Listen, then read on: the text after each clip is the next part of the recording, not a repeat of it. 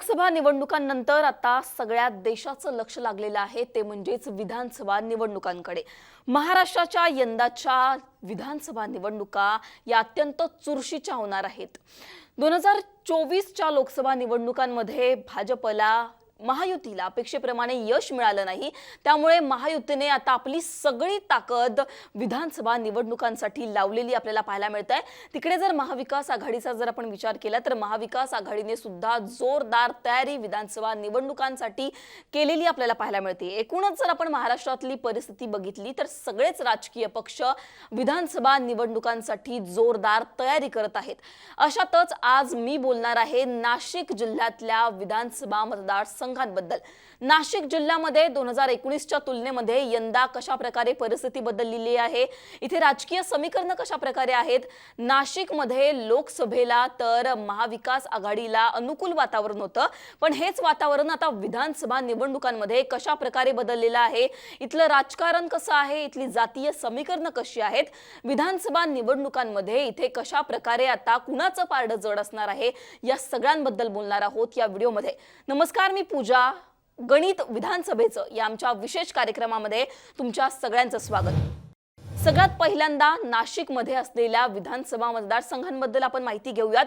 एकूण 15 विधानसभेचे मतदारसंघ नाशिक जिल्ह्यामध्ये आहेत। आज आपण बोलणार आहोत नाशिक लोकसभेमध्ये असलेल्या एकूण 6 विधानसभा मतदारसंघाबद्दल।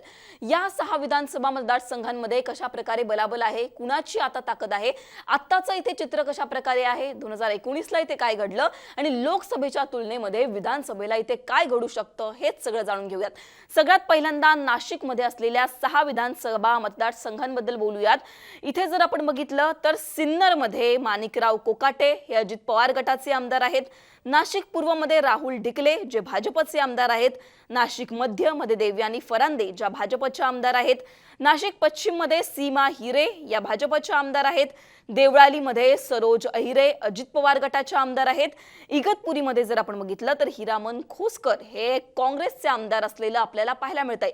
जर लोकसभेचा आपण विचार केला तर इथे राजाभाऊ वाजे यांनी यंदाच्या लोकसभा निवडणुकांमध्ये विजय मिळवलेला आपल्याला पाहायला मिळतंय। शिवसेनेचा खासदार जरी नाशिकमध्ये असला तरी विधानसभेचा आपण विचार केला तर इथे एकही आमदार शिवसेनेचा नाहीये। त्याच्यामुळे आता यंदाच्या विधानसभा निवडणुकांमध्ये कशा प्रकारे चित्र बदलणार आहे हे पाहणं महत्त्वाचं असणार आहे। आत्ताचं इथे चित्र कसं असणार आहे हे जाणून घेण्यासाठी आपल्याला 2019 मध्ये या विधानसभा मतदारसंघांमध्ये काय घडलं होतं, 2019 मध्ये लढती कशा प्रकारे होत्या हे जाणून घेणं महत्त्वाचं आहे। त्यावरच एक नजर टाकूयात। सिन्नरमध्ये जर आपण बघितलं तर तिथे माणिकराव कोकाटे यांच्या विरुद्ध राजाभाऊ वाजे जे की आता नाशिक लोकसभेचे खासदार आहेत यांच्यामध्ये लढत झाली होती।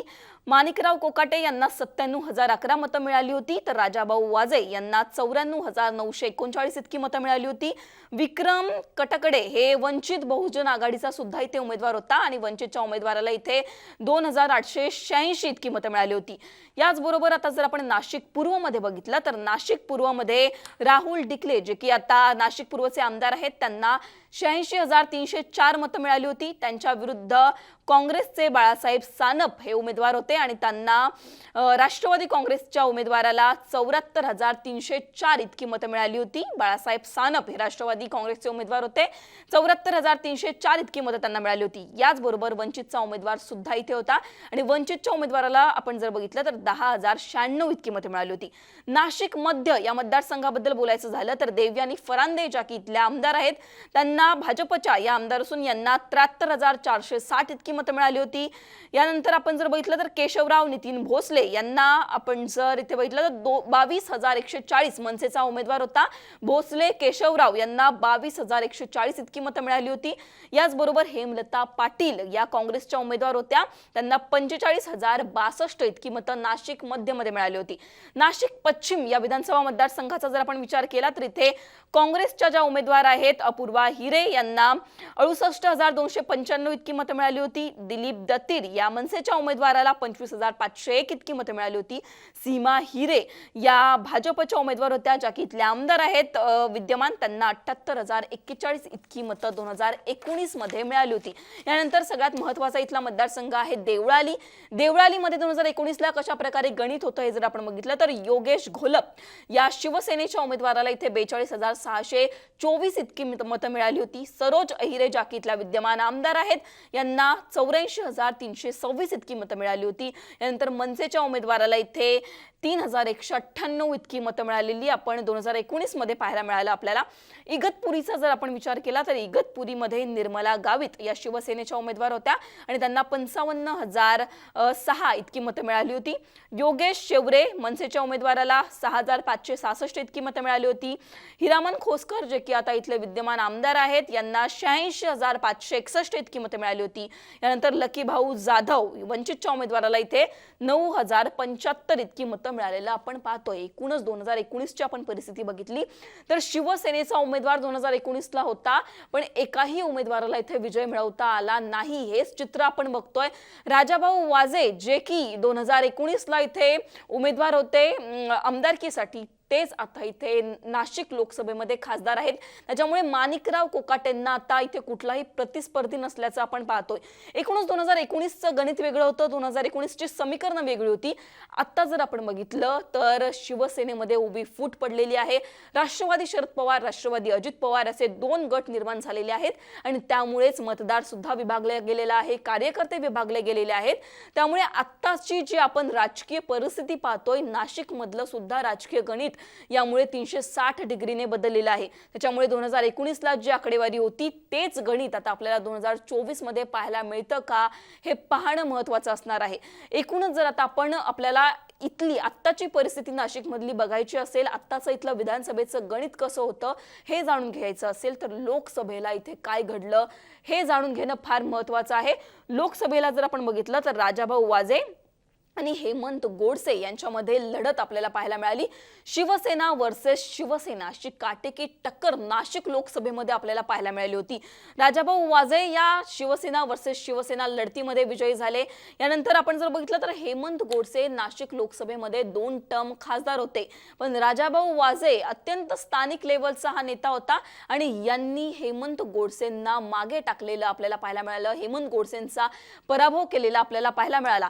एकूणच जर आपण बघितलं तर भाजपवर मोठ्या प्रमाणात नाशिक मधली जी जनता आहे ती आपल्याला नाराज असल्याचं पाहायला मिळतं आणि याचाच फटका कुठेतरी महायुतीला नाशिक लोकसभेमध्ये बसल्याचं आपल्याला पाहायला मिळालं. 2 टर्म खासदार असून सुद्धा हेमंत गोडसेंना नाशिक लोकसभेमध्ये पराभवाचा सामना करावा लागला. त्यामुळे महायुतीसाठी यंदाचं नाशिकचं गणित हे कठीण असणार आहे, एवढं मात्र नक्की आहे. विधानसभेला इथे कुणाला कशा प्रकारे लीड मिळालं याचा जर आपण विचार केला, या लीड वरून आत्ताची विधानसभेची इथली गणित कशी असणार आहेत हे आपल्याला जाणून घेणं महत्त्वाचं असणार आहे आणि हेच आपल्याला ठरवता येणार आहे. आपण जर बघितलं तर सिन्नर, जो माणिकराव कोकाटेंचा मतदारसंघ आहे, अजित पवार गटाचे हे आमदार आहेत, सिन्नरमध्ये महाविकास आघाडीला लीड मिळाल्याचं आपल्याला पाहायला मिळालं. म्हणजेच राजाभाऊ वाजेंना सिन्नरमधून लीड मिळालं. जो मतदारसंघ अजित पवार गटाच्या आमदारांचा असून सुद्धा तिथे महाविकास आघाडीला मतदान मिळालं. म्हणजेच इथल्या लोकांनी जर आपण बघितलं तर राजाभाऊ वाजेंना मतदान केलेलं आहे. त्याच्यामुळे आत्ता माणिकराव कोकाटेंसाठी ही कुठेतरी धोक्याची घंटा असू शकते. नाशिक पूर्व, राहुल डिकले भाजपचे जे आमदार आहेत त्यांचा मतदारसंघ आहे. इथे जर आपण बघितलं तर इथे महायुतीलाच लीड मिळालेला आहे. इथे हेमंत गोडसेंनाच मोठ्या प्रमाणामध्ये लीड मिळालेला आपल्याला पाहायला मिळतंय. त्याच्यामुळे नाशिक पूर्व जर आपण सोडला तर नाशिक मध्य, जिथे देवयानी फरांदे या भाजपच्या आमदार आहेत, इथे सुद्धा महाविकास आघाडीला म्हणजेच राजाभाऊ वाजेंना लीड मिळाल्याचं आपल्याला पाहायला मिळतंय. भाजपचा हा मतदारसंघ असून सुद्धा इथे महाविकास आघाडीला लीड मिळाला आहे. भाजपसाठी ही मोठी धोक्याची घंटा आहे. याचबरोबर नाशिक पश्चिम, जो सीमा हिरे या भाजपच्या आमदार आहेत त्यांचा मतदारसंघ आहे, इथे महायुतीला लीड मिळाल्याचं आपल्याला पाहायला मिळालं. देवळाली, जो की सरोज अहिरेंचा मोठा मतदारसंघ आहे, इथे सुद्धा महाविकास आघाडीला लीड मिळालं, म्हणजेच राजाभाऊ वाजेंना लीड मिळालं. नंतर इगतपुरी जो हिरामन खोसकर काँग्रेसचे आमदार यांचा मतदारसंघ आहे, इथे सुद्धा महाविकास आघाडीला मतदान मिळालं आणि तो महाविकास आघाडीचाच मतदारसंघ होता. एकूणच जर आपण बघितलं तर विधानसभेला 2024ला लोकसभेचं जर आपण विधानसभा न्याय लीड बघितलं तर आपल्याला हेच चित्र असं पाहायला मिळतंय की असे सुद्धा काही मतदारसंघ आहेत जे महायुतीचे आहे, जिथे महायुतीचा आमदार आहे पण तिथे महाविकास आघाडीला लीड मिळाल्याचं आपल्याला पाहायला मिळतंय. त्याच्यामुळे जो मतदार आहे, स्थानिक लेवलचे जे नागरिक आहेत, ते यंदा कुणाच्या बाजूने कौल देणार हे पाहणं महत्त्वाचं आहे. नाशिकमध्ये जातीय समीकरण काम करतात का, जातीचा फॅक्टर इथे काम करतो का, याबद्दल जर बोलायचं झालं तर इतक्या मोठ्या प्रमाणामध्ये याचा फटका राजकारणावर बसणार नाही असंच आपण बोलू शकतो. नाशिकमध्ये जातीय समीकरण कशी आहेत याबद्दल जर आपण बोललो तर दलित आणि मुस्लिम समाज इथे मोठ्या प्रमाणामध्ये आहे. मराठा समाजाचं वोटिंग सुद्धा इथे जास्त आहे, पण ते जास्त असून सुद्धा इथे जर आपण बघितलं तर हेमंत गोडसेंना पराभवाचा सामना करावा लागला. आणि दलित आणि मुस्लिम मतं आपण जर बघितलं तर ही महाविकास आघाडीकडे वळू शकतात, महाविकास आघाडीच्या उमेदवारांना ही मतं मिळू शकतात. याचबरोबर ओबीसी आणि आदिवासी जो इथला समाज आहे, जो मतदार आहे, जो वोटर आहे, तो डिसिजन मेकर यंदाच्या निवडणुकांमध्ये ठरणार असल्याचं आपल्याला पाहायला मिळतंय. एकूणच जर आपण बघितलं तर राजाभाऊ वाजे हे सुद्धा मराठा होते आणि त्यांना आपण इथे त्यांचा इथे विजय झालेला आपल्याला पाहायला मिळालं. लोकसभेमध्ये इथे कशा प्रकारे परिस्थिती होती हे जरी असलं, महाविकास आघाडीला जरी इथे लोकसभेमध्ये विजय मिळाला असला तरी भाजप असेल, महायुती असेल, ज्या प्रकारे महायुतीने विधानसभा निवडणुकांसाठी कंबर कसलेली आहे ते सगळं पाहता आणि इथे विधानसभेला महायुतीच्या आमदारांचं बलाबल असलेलं पाहता एकूणच महाविकास आघाडीला सुद्धा आत्ताचं हे विधानसभेचं नाशिक जिल्ह्याचं जे वातावरण आहे ते अनुकूल ठरणार का, हा एक मोठा प्रश्न आहे. महायुतीमध्ये मोठ्या प्रमाणामध्ये विधानसभेला तिकिटांवर रस्सीखेच आपल्याला पाहायला मिळणार आहे. नाशिकमध्ये असे बरेच मतदारसंघ आहेत जिथे राष्ट्रवादी काँग्रेसचा सुद्धा आमदार आहे आणि भाजपचा सुद्धा आमदार आहे. त्याच्यामुळे यंदा कशा प्रकारे तिकिटांवर इथली गणितं अवलंबून असतील हे सुद्धा आपल्याला पाहणं महत्त्वाचं असणार आहे. तुम्हाला या सगळ्यांवर काय वाटतं? यंदाचं नाशिकचं विधानसभेचं गणित कशा प्रकारे असणार आहे? तुम्हाला काय वाटतं? तुमच्या भागामध्ये कोण आमदार होऊ शकतो हे आम्हाला कमेंट सेक्शनमध्ये कळवा. हा व्हिडिओ तुम्हाला कसा वाटला हे सुद्धा कमेंट सेक्शनमध्ये सांगायला विसरू नका. हा व्हिडिओ पाहिल्याबद्दल धन्यवाद.